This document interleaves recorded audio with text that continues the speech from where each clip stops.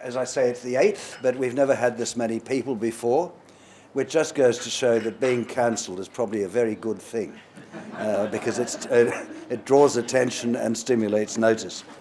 We were cancelled from Jane Franklin Hall, which is a college of the University of Tasmania, of which I was principal for 19 years.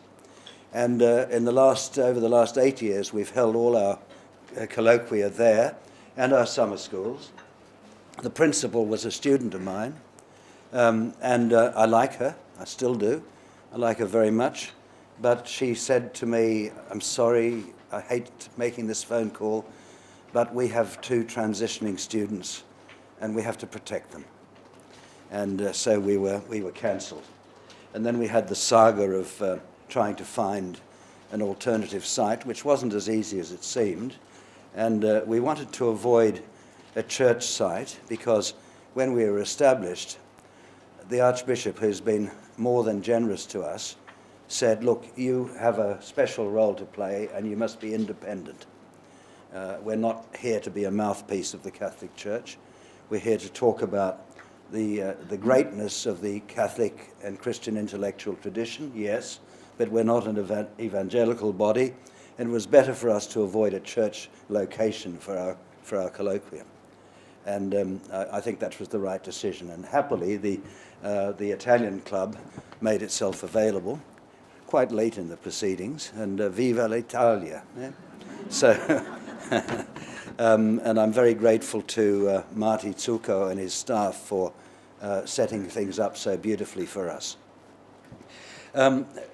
Going back to the question of Jane Franklin Hall, it was deeply sad for me, of course, because we'd had this good relationship with the college as a location for all our events, but we won't go back. I don't think it's reasonable to go back and to have to justify ourselves, to pass ourselves before the censors to see whether we meet the requirements of a politically correct agenda. So we'll find another location. It might be here, it might be somewhere else for our events. I do thank you all for coming. As I said before, there are 70 registrations, and that's twice as many as we've had in previous years, so it's been wholly a good thing for us. There are 2 big issues in my mind at the moment, and I might well cause offence by mentioning them at all, but I think probably in your company I won't. One of them is the issue of the voice, which to me is a huge worry. And as a colleague of ours put it at dinner last night, we should never have this question put to us, because there will be broken hearts.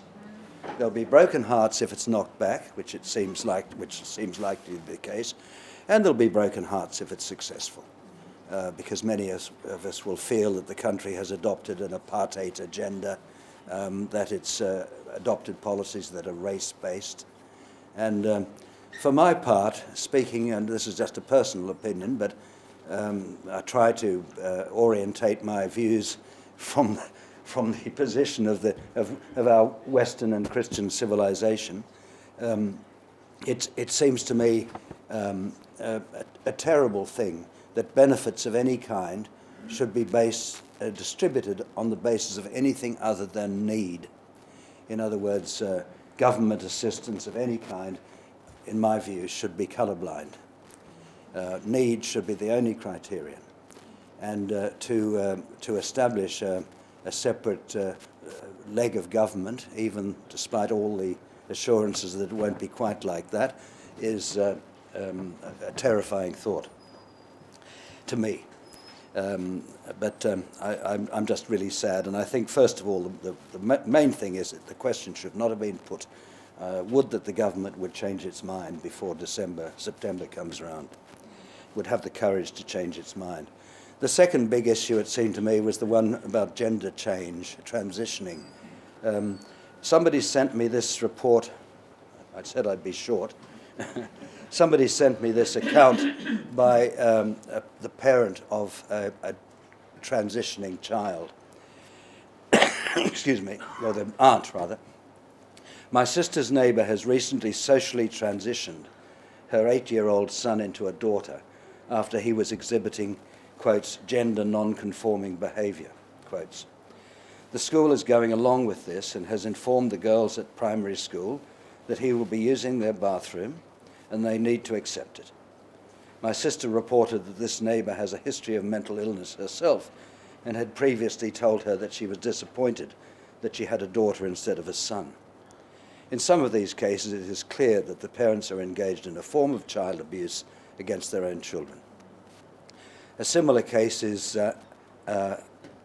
Amber, name suppressed, a biological male who identifies as a woman, who not only has a trans partner, but also 2 children who are both, not surprisingly, transitioners. Amber is now campaigning for the right for child sex reassignment on minors. I'm not sure how much clearer it could be that society is encouraging utterly delusional people to abuse their children in these cases. The fact that the mainstream media is still not asking questions about this madness suggests they have utterly abandoned their traditional role as seekers of truth. So those 2 issues, I think, are central to my thinking at the moment. They seem to sum up some of the worst woes of our society that could be imagined.